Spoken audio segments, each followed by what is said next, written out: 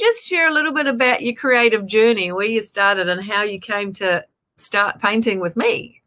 Sure. I saw you online, Silka, and it was like, oh, wow, those paintings are so vibrant and colorful.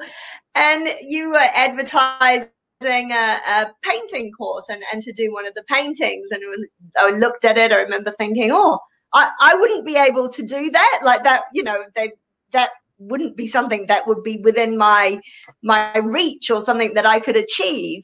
And also a little bit, I was a bit, oh, how does it work online?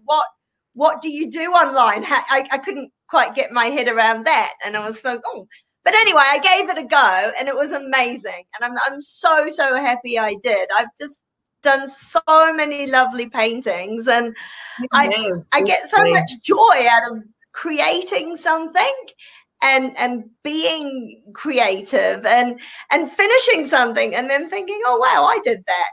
And I remember something that resonated with me was one of your videos where you saying anyone can paint, and I remember I shared it with you how I've got a school report of 7 or 8 which said I had no artistic talent, which seems a bit harsh now at 7 or 8. But and it was like, oh, painting something someone else does, other people do, not you.